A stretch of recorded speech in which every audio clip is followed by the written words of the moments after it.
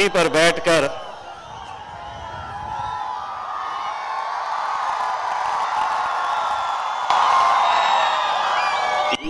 पर बैठकर क्यों आसमान देखता है। पंखों को खोल, जमाना सिर्फ उड़ान देखता है। लहरों की तो आदत है शोर मचाने की, जीत उसी की होती है जो अपने पंखों में हौसले और उड़ान देखता है। आज के इस कार्यक्रम के हमारे सबके लाडले, हमारे बड़े भाई प्रकाश अंबेडकर साहब स्टेज पर मौजूद, मजलिस इत्तेहाद उल मुस्लिमीन के तमाम जिम्मेदारान, अलग अलग जगह से आए हुए बहुजन, दलित, मुस्लिम, मैं आप सबका तहे दिल से स्वागत करता हूं। दोस्तों, कुछ दिन पहले एक खबर पड़ी, 2 दिन तक वो खबर चलती रही। खबर ये थी कि कांग्रेस पार्टी प्रियंका गांधी को मैदान में उतारने जा रही है। उस दिन जब चर्चा हुई टेलीविजन डिबेट के दौरान, तो कांग्रेसियों ने यह कहा कि हम प्रियंका के अंदर इंदिरा गांधी को देखते हैं। मैं उन लोगों से यह कहना चाहता हूं, क्या तुमको बाड़ा साहेब के अंदर बाबा साहब कभी नजर नहीं आया है? अगर प्रियंका के अंदर तुम्हें इंदिरा नजर आती है तो एक बात समझ लो, बाड़ा साहेब उसी बाबा साहब का खून है और तुम्हें बाड़ा साहब के अंदर बाबा साहब नजर आना चाहिए। दोस्तों, आज एक और खबर पढ़ने को मिली।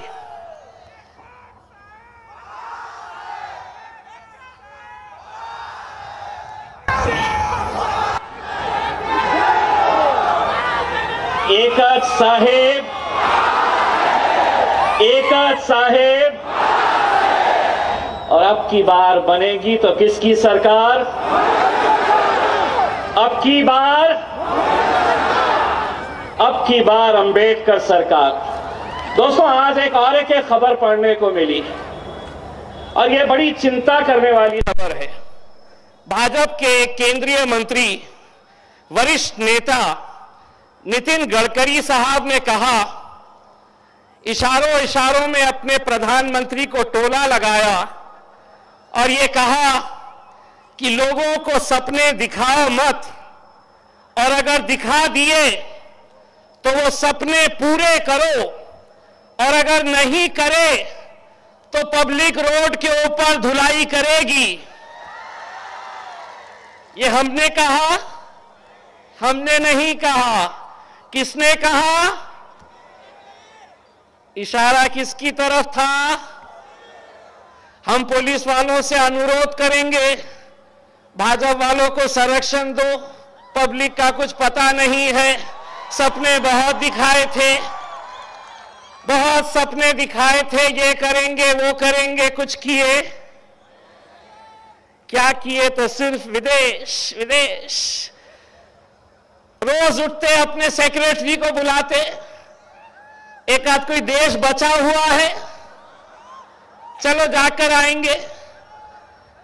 करोड़ों रुपये खर्च कर डाले और हमको सपना दिखाया गया, ऐसे ऐसे सपने दिखाए गए।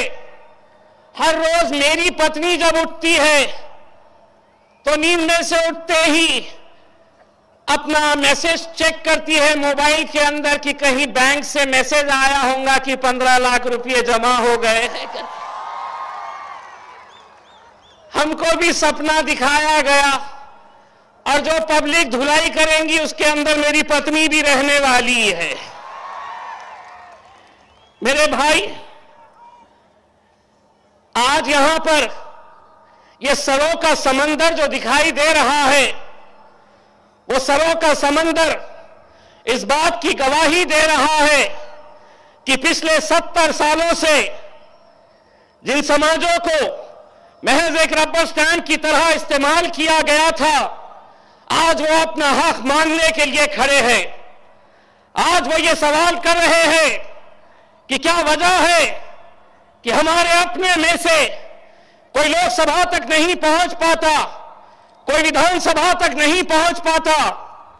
क्या वजह है कि हम लोग सिर्फ क्या वोट देने के लिए है और सत्ता हमारे हिस्से में नहीं है। लेकिन अब वक्त बदल गया है।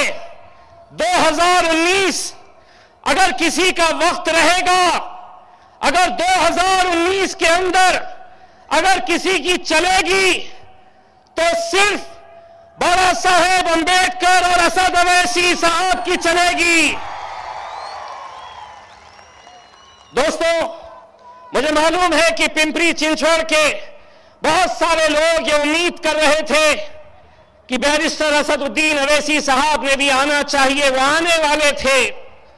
लेकिन कल्याण की सभा करने के बाद वो मक्का और मदीना के लिए निकले हैं।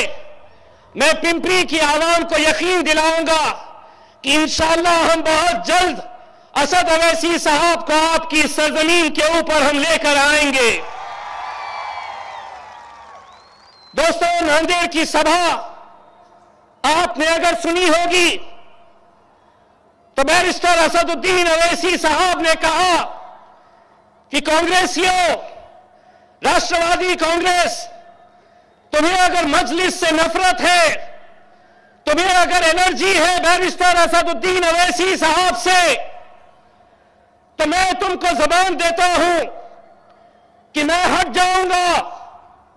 लेकिन तुम मेरे बड़े भाई बाबा साहेब अंबेडकर जी को मान और सम्मान देकर उन्हें जो मांग रहे हैं वो उन्हें दो।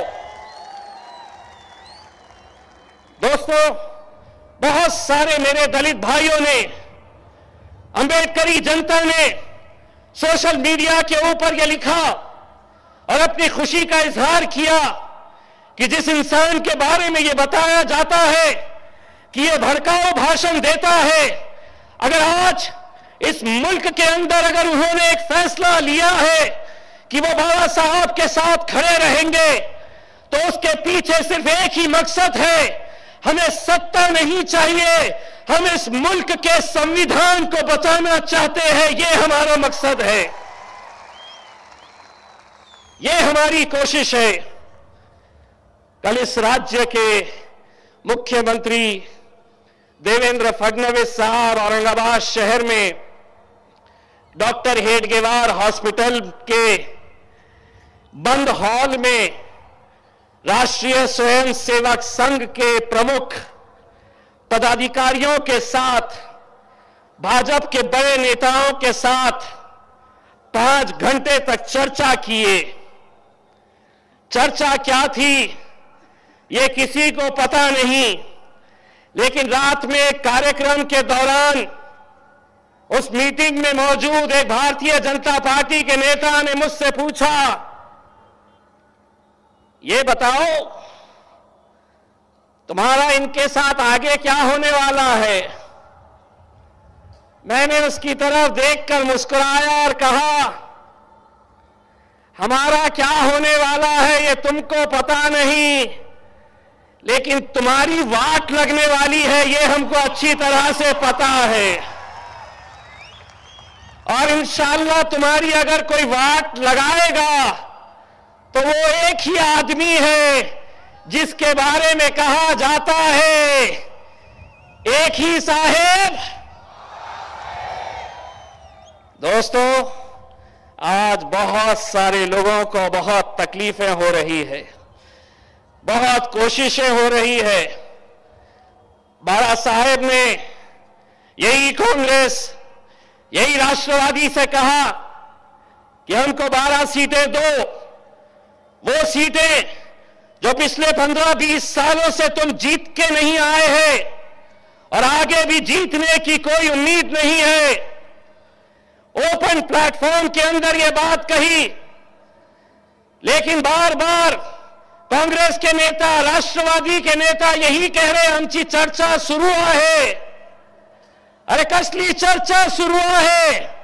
बाळासाहेबांनी 12 मागितले. सांगा तुम्ही आता किती मान सम्मान तुम्ही देणार आहे हे बाळासाहेबांना. बाबा साहेब, हम आपको एक बात कहना चाहते हैं. जिन लोगों के खून के अंदर बेईमानी है, धोखा है, फरेब है, झूठ है, उनके ऊपर आप इतना भरोसा मत करिए. कांग्रेस झूठ के ऊपर बनी हुई पार्टी है. आपको अगर देखना है तो किसी के सहारे की जरूरत नहीं है.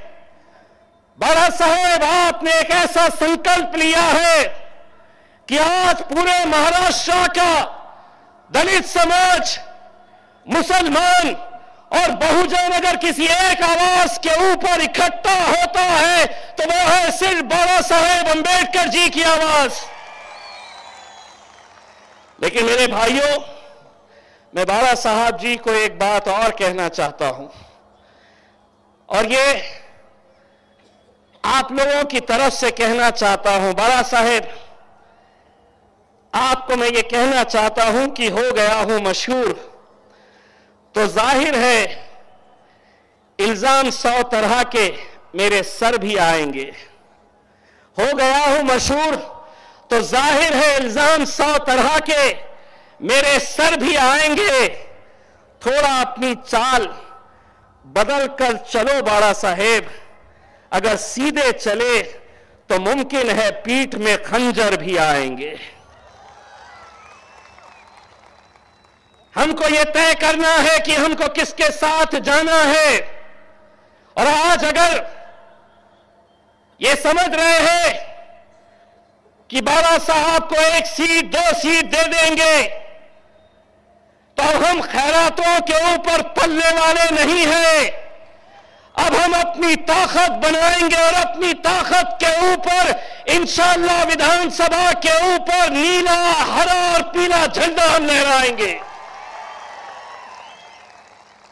दोस्तों, हमारे अकील मुजावर साहब, हमारे पिंपरी के सदर, उन्होंने कहा है कि पिंपरी के बहुत सारे मुद्दे हैं.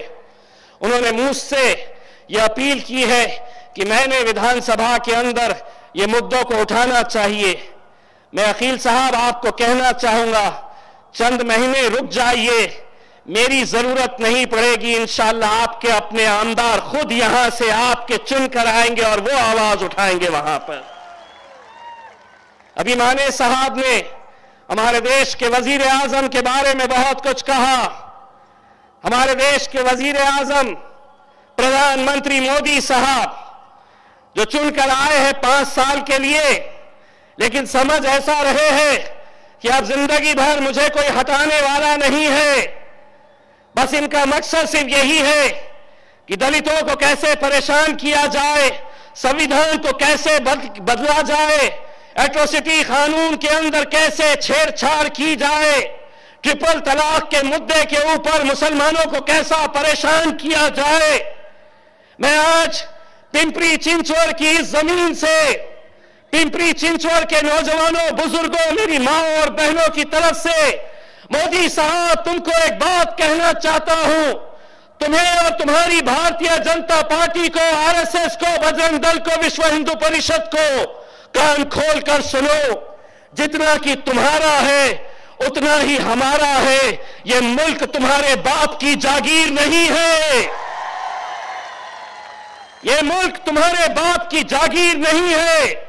तुम ये समझ रहे हैं कि तुम कुछ भी कर लेंगे और हम सहते आएंगे. हम सहते थे, हम सुनते थे, हम 70 सालों से यही करते आए हैं. तुम बोलते थे, हम सुनते थे, तुम करते थे, हम बर्दाश्त करते थे. लेकिन अब बाबा साहेब अंबेडकर जी का खून खड़ा हुआ है और अब हम कहेंगे कि अब हम बोलेंगे, अब हम बोलेंगे. और तुम्हारे बाप को भी सुनना पड़ेगा, तुम्हारे बाप को भी सुनना पड़ेगा. दोस्तों, इनकलाब अगर आता है तो ऐसे ही नहीं आता. सोनवणे साहब ने जब अपने भाषण के दौरान कहा कि इस आंदोलन को हमें अगर आगे बढ़ाना है तो हमें बहुत सारे चीजों की जरूरत पड़ेगी, लोगों ने 10-10 हजार, 20-20 हजार, 25-25 हजार रुपये के चेक दिए हैं। आज वो जरूरी है क्योंकि किसी भी आंदोलन को आगे बढ़ाने के लिए पैसा भी लगता है। वो भाषण जैसा ही खत्म हुआ, वहां पर बैठी हमारी एक बुजुर्ग मां ने 2000 रुपये भेजे। मैं उस मेरी बुजुर्ग मां से यह कहना चाहता हूं कि वो 2000 रुपये मायने नहीं रखते मां। उन 2000 के अंदर 2 करोड़ की दुआएं जो छुपी हुई है वो हमें जीत के मुकाम तक ले जाएगी। हमें सिर्फ पैसे ही नहीं, ताकत, हमें हमारी दुआएं यही हमारे मंजिल तक पहुंचाएगी।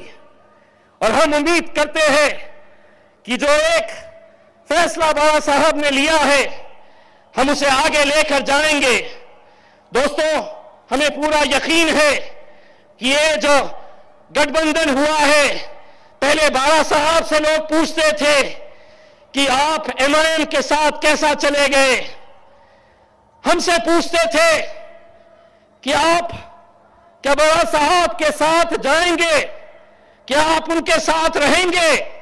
हमें मीडिया वाले कहते थे कि आप इन्हें बड़ा भाई कैसा कहते हैं, आपने इन्हें अपना बड़ा भाई क्यों बनाया है। हम उन्हें जवाब देते हैं कि बाबा साहब के खून के अंदर जिसका खून है, बाबा साहब, उनका एहसान इस देश के ऊपर है और इस देश के मुसलमानों के ऊपर है। इसीलिए हमने इन्हें अपना बड़ा भाई माना है।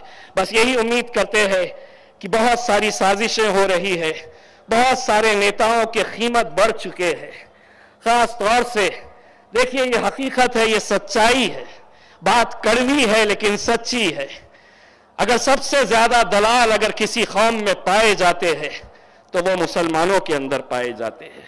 अगर सबसे ज्यादा दलाल अगर राजनीति के अंदर किसी समाज के अंदर पाए जाते हैं तो दलित समाज के अंदर पाए जाते हैं। तुम्हें अरे गैरों की फिक्र करने की जरूरत नहीं है, क्योंकि हमें आज तक पीछे रखने वाले कोई गैर नहीं थे। मुसलमानों को अगर किसी ने हराया है तो हमेशा मुसलमानों ने हराया है। दलितों को किसी ने हराया है तो हमेशा वो दलाली दलितों ने हराया है, जो चंद रुपयों की खातिर इस कौम को बेचने का काम करते हैं। अब उनको ठिकाने लगाना आपकी जिम्मेदारी है। मैं यहां पर सिर्फ इतना कहने के लिए आया हूं। मैं जाते जाते बस एक ऐलान करना चाहता हूं अपनी पार्टी की तरफ से, और मैं बाबा साहेब अंबेडकर जी से विनती करना चाहूंगा कि आप भी हमारा साथ दीजिए इस घोषणा के अंदर कि पिंपरी चिंचवड़ के हमारे जो अकील मुजावर साहब, जो पिंपरी चिंचवड़ के MIM पार्टी के शहर अध्यक्ष थे, आज असद अवैसी साहब के पत्र के जरिए पूरे पश्चिम महाराष्ट्र का अध्यक्ष अकील मुजावर साहब को बनाया गया है। मैं चाहूंगा, और साथ ही साथ पश्चिम महाराष्ट्र का यूथ प्रेसिडेंट तौसीफ हाजी फारूक शेख, जो हमारा कोंडवा का एक नौजवान है, मैं ये पत्र चाहूंगा बाबा साहब की मौजूद